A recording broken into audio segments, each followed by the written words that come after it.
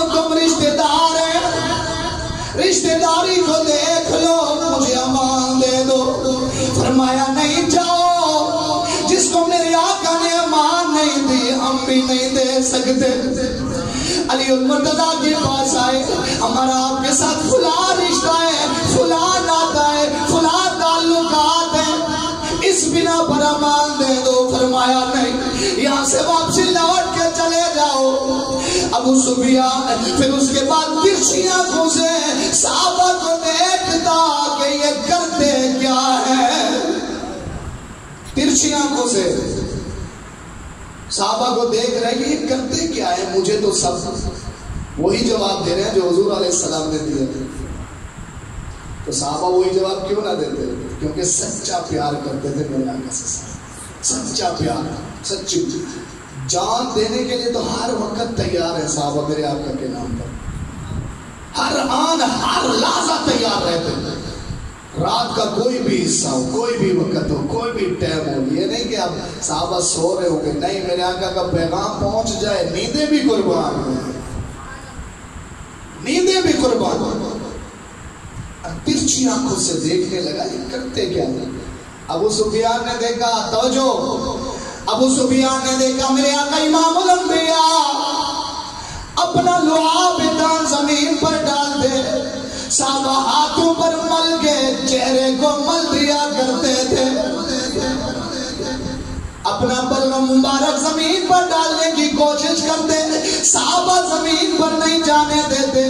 حضرات محترم ٹوٹ پڑتے کہ میرے ہاتھ پر آ جائے، دوسرا کہتا میرے ہاتھ پر آ جائے، تیسرا کہتا میرے ہاتھ پر آ جائے تاکہ میں اپنے چہرے پر مل لوں اور میرا چہرہ اور منور ہو جائے۔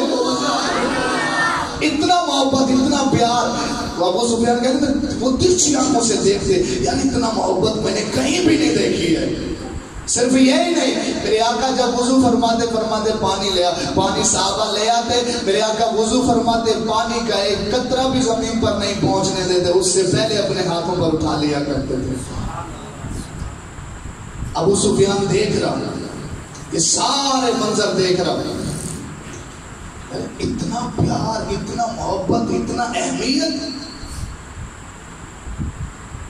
جب واپسی آیا مکے میں، اچھا پیچھے لوگوں کو شک پڑ گیا تھا، شک پڑ گیا تھا، اتنا عرصہ گزار دیا، کہیں کلمہ تو نہیں پڑھ لیا، اور کہیں انہوں نے تو ہمارا جاسوس بنا کے نہیں بھیجا دیا واپسی، جاسوس بنا کے تو نہیں بھیجا دیا، کیونکہ ابو جہل کو تو یہ پتا تھا نا کہ جب میرا بیٹا دیکھ کے کلمہ پڑھ سکتا ہے تو ابو سفیان ہے۔ میرا بیٹا دیکھ کے ایک پہلی بار جب ابو جہل کے بیٹے نے دیکھا نا تو ابو جہل کو جا کے کہا، ابا محمد صلی اللہ تعالیٰ علیہ وسلم مجھے ملے اور مجھے کہا آپ کا چہرہ بڑا حسین و جمیل ہے، میں نہیں چاہتا کہ تو جہنم میں جلے۔ ابو جہل کو اس دن سے ڈر پیدا ہو گیا، بیٹا دوبارہ نہیں جانا تو کلمہ پڑھ لے گا، بیٹا دوبارہ نہیں جانا تو کلمہ پڑھ لے گا۔ کہا ابا کیوں؟ کہا جب انہوں نے تمہیں کہا ہے نا کہ تو تیرا چہرہ اتنا حسین و جمیل ہے، میں نہیں چاہتا کہ تو جہنم میں جلے، مجھے تو لگتا ہے وہ بات تیرے دل میں ابھی سے گھر کرنا شروع کر چکی ہوگی۔ اب باپ میں نہیں پڑھوں گا کلمہ، مجھے کوئی خواہش ہی نہیں ہے، کوئی چاہت ہی نہیں، مر تو جاؤں گا پر کلمہ نہیں پڑھوں گا۔ پر مر بھی کیسے سکتا ہے کیونکہ میرے آقا کی زبان سے نکل گیا ہے کہ تو کلمہ پڑھ، جہنم میں نہ سڑے جنت میں جائے۔ اب وہاں سے زبان سے نکل گیا نا، اب یہ مرے گا کیسے؟ بڑی کوشش کی اس نے مرنے کی، بڑی کوشش کی ہے ابو جہل کے بیٹے نے، اکرمہ نے، کہ میں مر جاؤں۔ ایک بار تو سمندر میں چھلانگ لگا دی، اللہ نے فرمایا سمندر کی لہروں کو حکم دیا کہ اس کو باہر نکالو، پھینک دیا باہر۔ کہتے ہیں اب تو مر ہی نہیں رہا۔ ایک کشتی والے کو کہا پیسے لے لے، مجھے سمندر کے بیچ میں دھکا دے دینا۔ کشتی والا کہتا ہے تو سردار کا بیٹا، تیرا باپ مجھے مارے گا، میں تو نہیں لے جاتا۔ کہا تو ڈبل پیسے دے دے، کون بتائے گا میرے باپ کو، مجھے دھکا دے دے میں مر جاؤں۔ کہا مر کیوں رہے تم؟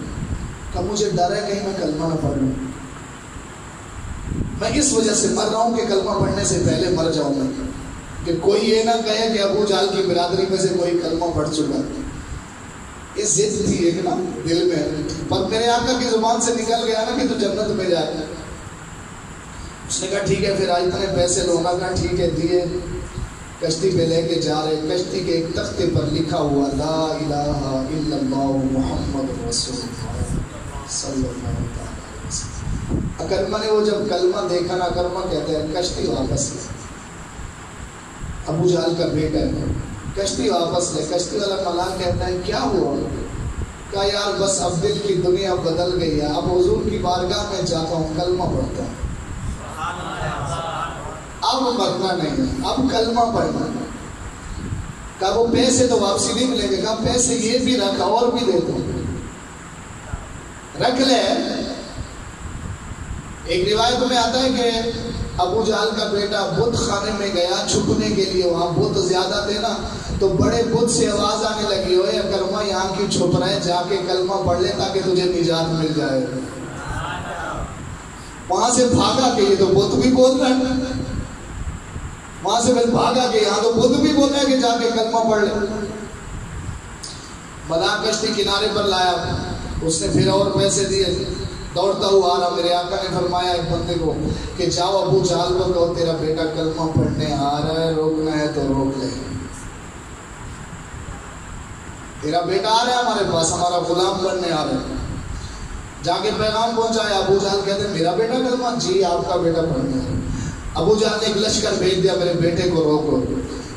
لشکر بھیجا، بیٹے کو روکا. اکرمہ کہتے ہیں مجھے روکو نہیں، اگر تمہاری تلوار میان سے نکل سکتی ہے تو میری بھی نکل سکتی ہے. یا تو بازی ادھر تھی، اب ادھر ہے، اب ادھر ہے. ابو جہل آ جاتے ہیں. ابو جہل کہتے ہیں بیٹا پہلے تو کہہ رہے تھے کہ مر جاؤں گا کلمہ نہیں پڑھوں گا، اب ہوا کیا؟ کہا جملہ بدل گیا. کہا ابا جہل، پہلے خود ابا کا، اب کا ابا جہل یعنی جہلو کے باپ. پہلے تو مجھے پتا ہی نہیں تھا کہ اس میں مزہ کیا ہے. میں نے کشتی میں بس پڑھا، اتنا مزہ آیا، جب وہاں سامنے پڑھوں گا کتنا مزہ آئے گا. یہ تو کشتی میں لکھا ہوا پڑھا ہے تو اتنا قرار آیا، مجھے سکون آیا، جب سامنے پڑھوں گا تو کتنا مزہ آئے گا. اے ابا جان جاؤں گا میں. کہا بیٹا مارے جاؤ گے. دیکھا لشکر. کہا ٹھیک ہے پھر ان کو کہو سامنا کرے، یا تو میں نہیں یا یہ نہیں. بیٹا تھا، اس نے کہا یار جانے دو. لشکر نے راستہ دے دیا، چلے گئے میرے آقا کی بارگاہ میں. صحابہ نے دیکھا یا رسول اللہ ابو جہل کا بیٹا ہے. فرمایا اب دشمن بن کے نہیں آ رہے، اب غلام بن کے آ رہے. میرے آقا کی بارگاہ میں عرض کرتے ہیں یا رسول اللہ صلی اللہ تعالی علیہ وسلم مجھے کلمہ پڑھاؤ. یا رسول اللہ کلمہ پڑھاؤ، کہیں موت نہ آ جائے. میرے آقا فرماتے ہیں ایسا کون سا فرشتہ ہے جو ہماری اجازت کے علاوہ تجھے موت دے دے. عرض کی یا رسول اللہ میں کلمہ پڑھنے آیا ہوں. میرے آقا فرماتے ہیں اے کرما ذرا سن لے، تیرا باپ تجھے گھر سے نکال دے گا. عرض کی یا رسول اللہ پرواہ نہیں ہے، پر مجھے کلمہ پڑھاؤ، میں کلمہ پڑھ کے جاؤں گا. میرے آقا فرماتے ہیں عہدہ بھی لے لیا جائے گا. عرض کی یا رسول اللہ آپ کے نام پر عہدہ بھی قربان ہے. اے ابو جہل کے بیٹے کرما، تجھ سے تمہاری مہینے کی سیلری واپس لی جائے گی. عرض کی یا رسول اللہ اب تو پرواہ ہی نہیں ہے، سیلری ملے نہ ملے، بس آپ کی غلامی مل جائے. میرے آقا نے کلمہ پڑھایا. حضرات محترم کلمہ پڑھ کے واپسی گیا. ادھر قریشی اور بھی آ گئے. ابو جہل کے پاس بڑے بڑے پادری آ گئے. آ کے کہنے لگے ابو جہل تیرا بیٹا سنا ہے کلمہ پڑھنے گیا ہے. کہتے ہو یار، چہرہ ہی بدل گیا کیونکہ اب گھر میں آ رہا ہے نا اسلام. یار گیا تو ہے. کہا پھر عہدے سے تو ہٹانا پڑے گا، اگر نہیں ہٹایا تو پھر تو ہی گیا. اب اپنی کرسی اتنا پیاری تھی کہ ٹھیک ہے بیٹے کو عہدے سے ہٹا، سیلری بھی نہیں ملے، گھر سے بھی نکالنا پڑے گا ورنہ تو گیا. کہتے ہیں ہاں میں گھر سے بھی نکال دوں گا. کرسی اتنا پیاری تھی اس کو. بیٹے کو نکال دیا گھر سے. جب اکرمہ گھر پہ آیا نا تو ابو جہل کہتا رک جا وہیں اور نکل جا. اکرمہ واپسی لوٹ کے پلٹ کے میرے آقا کی بارگاہ میں آنے لگا. باپ تھا پیچھے آواز دیتا ہے بیٹا کھاؤ گے کیا, پیو گے کیا, رہو گے کہاں, کیا کرو گے, یہاں سے جا گے. اکرمہ کا جواب سنیں کیا کہا باپ کو. کہتے ہیں تجھ سے پہلے میرے آقا نے مجھے فرما دیا تھا کہ اکرمہ تیرا بیٹا تیرا باپ تجھے گھر سے نکال دے گا. میں نے عرض کی یا رسول اللہ پرواہ نہیں ہے, تو ابھی نکال رہا ہے, میں پہلے تیاری کر چکا ہوں. بیٹا کھائے گا کیا, پیے گا کیا. شاعر کہتا ہے آقا تیرے ٹکڑوں پہ پلے ہیں, آقا تیرے ٹکڑوں پہ پلے ہیں, غیر کی ٹھوکر پہ نہ ڈال, جھڑکیاں کھائے گا چھوڑ کے صدقہ تیرا. بیٹا وہاں کیا کھائے گا یہاں تو دور, بڑے اچھے انداز سے تیرا کھانا پینا اٹھنا بیٹھنا ہے. حضرات محترم اکرمہ کہتا ہے اے باجل وہاں مجھے جو ٹکڑے ملیں گے وہ تیرے اس عظیم کھانے سے مجھے اچھے لگیں گے, مجھے پیارے لگیں گے, تیرے ٹکڑے مجھے نہیں چاہیے. تو اس وقت بھی انہوں نے جب ابو سفیان واپسی گئے نا تو انہوں نے کہا جب میرا بیٹا پڑھ سکتا ہے تو یہ کیوں نہیں پڑھ سکتا, ہو سکتا ہے کہ دوبارہ جاسوس تو نہیں بنا کے بھیجا دیا گیا. ابو سفیان جب اپنے گھر میں پہنچے اپنی بیوی کہتی ہے تمہیں پتا بھی ہے مکے میں شور ہو چکا ہے کہ تم چینج ہو گئے ہو, کلمہ پڑھ لیا ہے تم نے. کہتے ہیں نہیں میں نے کلمہ نہیں پڑھا. کہ اتنے دن کیوں لگا دیے, کہ میں دیکھ رہا تھا کہ وہ کس انداز میں اپنے آقا کی غلامی کرتے ہیں. ابو سفیان جا کے حضرات محترم صبح اٹھا, ایک بت کے سامنے گنج بھی کراتا ہے, کرا کے اس بت کو کہتا ہے اپنے جیتے جی میں کلمہ کبھی نہیں پڑھوں گا, مجھے تیری قسم ہے, تاکہ علاقے والوں کو یقین ہو جائے کہ ابو سفیان نے کلمہ نہیں پڑھا ہے. حضرات محترم جب کافروں کے پاس گیا کافر کہتے ہیں ہاں بھائی کیا کر کے آیا, کیا دے کے آیا, اتنے دن لگا دیے کوئی کام بھی کیا کہ نہیں کیا. حضرات محترم ان کو تو شک ہی پڑ گیا کہ کہیں جاسوس تو نہیں بن کے آ گیا. ابو سفیان کہتا ہے واللہ میں نے ایسے بادشاہوں کی تعظیم نہیں دیکھی جو صحابہ اپنے آقا کی تعظیم کرتے ہیں. میں کیسے وہ کسرا گیا وہاں پر بڑے بڑے بادشاہ دیکھے ہیں, ان کے نوکر بھی دیکھے ہیں, ان کے ملازم بھی دیکھے ہیں, ان کے وزراء بھی دیکھے ہیں, بڑی بڑی جگہوں پر گیا ہوں, میں نے اتنا تعظیم نہیں دیکھی. کہا کیا دیکھا ہے, کہا جب اللہ کے نبی اپنے منہ سے لعاب دہن نکالتے ہیں صحابہ اپنے چہروں پر مل دیا کرتے, چہرے پر مل لیتے ہیں. لہذا تم جنگ کا ارادہ ختم کر دو, ان کے آگے ٹک بھی نہیں پاؤ گے, تمہاری جرت ہی نہیں ہے. آج مختصر کروں کیونکہ سفر بھی میرے آقا نے جو سفر کیا, پھر سفر کے حالات, پھر پڑاؤ ڈالتے رہے, پھر وہ حالات, پھر وہ میرے آقا امام الانبیاء مختصر کر کے جب مکے میں حضرات محترم میرے آقا امام الانبیاء نے فتح کا جھنڈا لگایا نا آئے گئے. اچھا جب پہلے ابتدا سے میرے آقا نے فرمایا کہ اپنی طرف سے کوئی نہ ہتھیار میان سے نکالے, تلوار نہ نکالے. جب وہ شروع کرے نا اپنی تلوار وہ خود دکھائیں, پھر ان کا شک دیکھتے ہیں کیا ہوتا ہے. میرے آقا نے پہلے ہی بتا دیا تھا یار ان کو سمجھ نہیں آتی, کتنا اپنا نقصان کریں گے, کتنا اپنے بندے مروائیں گے, ان کو عقل ہی نہیں آتی. پہلے ہی بیان فرما دیا, فرمایا ان کو سمجھاؤ جا کے کتنا مرو گے, یہ مت سمجھنا کہ ہمارے غلام میرے آقا فرماتے ہیں کہ یہ پیچھے بھاگ جائیں گے. ایک نے آ کے کہہ دیا تھا، وہ ایک قوم کا سردار بھی تھا، اس نے آ کے کہہ بھی دیا تھا کہ یہ آپ کے غلام ہو سکتے ہیں، پیچھے بھاگ جائیں. عمر فاروق رضی اللہ تعالیٰ عنہ نے فرمایا جان تو جا سکتی ہے پر پیچھے نہیں جا سکتے. سیدنا صدیق اکبر نے ایک لفظ جملہ بولا، میں میک پہ نہیں بول سکتا، کہ اس کو جو جملہ بولا ہے نا، ایسا جملہ بولا ہے چپ ہو گیا. فرمایا فلاں چیز کرنے والے آپ ایسے بولا، لیکن اس فلاں کا نام نہیں لے سکتا میں. فلاں چیز کرنے والے آپ، تو یہ بات کرتا ہے. ہمارے آقا پر ہماری جان، ہماری سانسیں بھی قربان ہے، ہمارے گھر بھی قربان ہے. ہم اگر گھر قربان کر کے آگے مکے میں جو ہمارے اپنے گھر تھے وہ چھوڑ کے قربان کر کے یہاں آ گئے تو ہم پھر پیچھے مڑ سکتے ہیں؟ نہیں. خدا کی قسم صحابہ تو چاہتے تھے کہ حضور کے نام پر جان قربان ہو جائے. میرے آقا نے پہلے بتایا، میرے آقا نے فرمایا اپنی تلوار میان میں رکھنا، جب وہ افتتاح کرے شروع وہ کرے تو پھر شروع ہو جانا، پھر جب سگنل آ جائے پھر نہیں رکنا.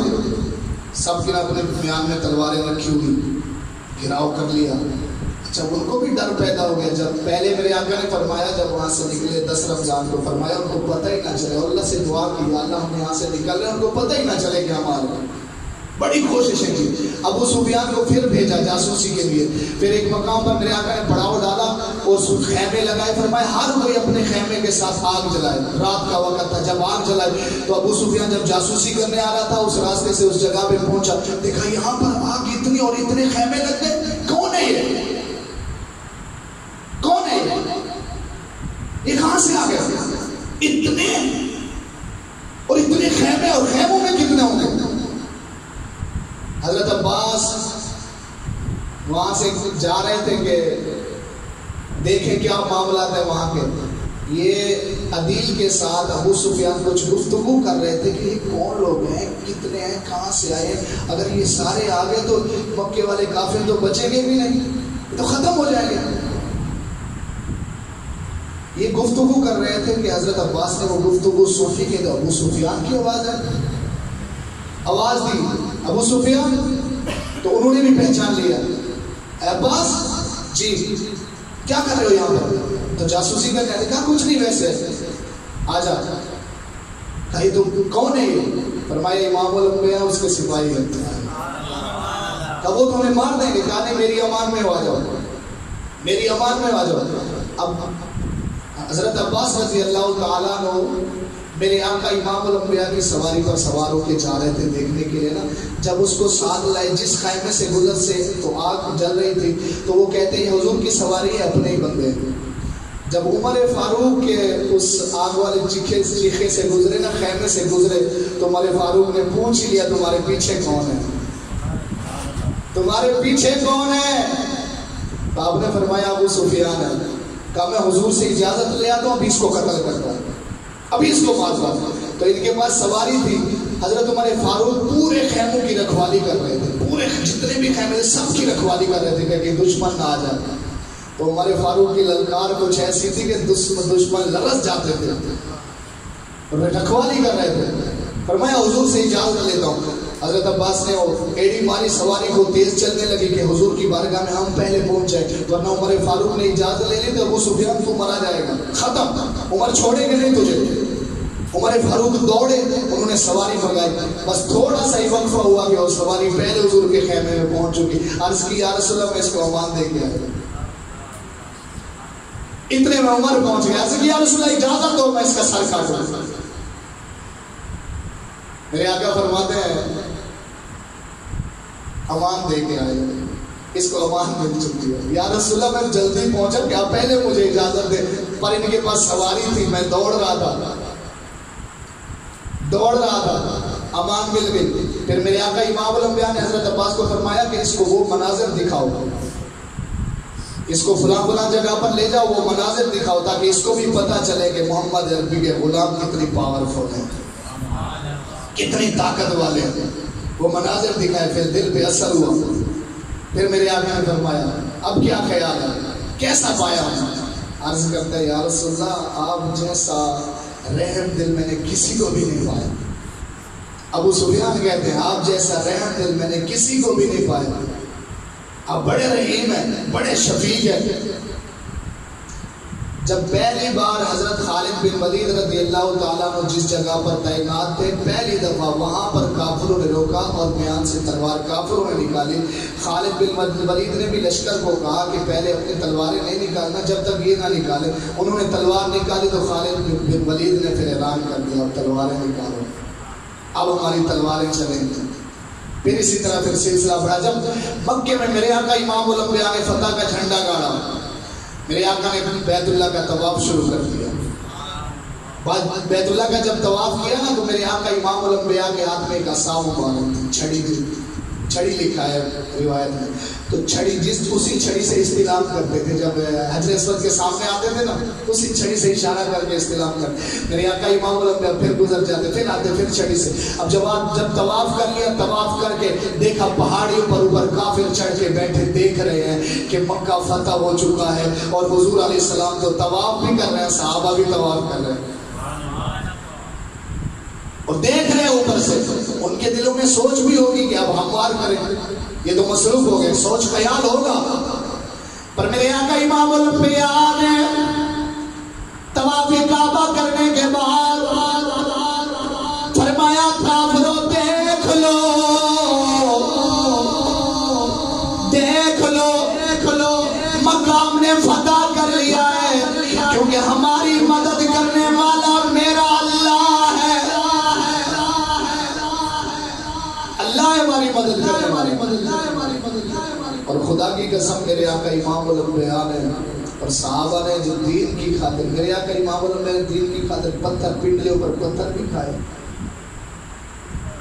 پتھر تک کھائے. میری گھڑی پر پونے 1 بج چکا ہے, ورنہ جو ہے نا کہ کس طریقے سے آئے اور حالت روزہ میں پھر جنگی کی, مکہ فتح کیا, اور انہوں نے بھی بڑے دعوے چلائے. کیا کیا انداز تھا ان کا, کیا کیا ظلم کیے انہوں نے. لیکن ہم گھر بیٹھے بٹھائے سب کچھ ہمیں مل گیا, تو کم سے کم اتنا تو ہمارے سینے کے اندر اسلام کی اہمیت تو ہو, عزت تو ہو, دین کی عزت تو ہو.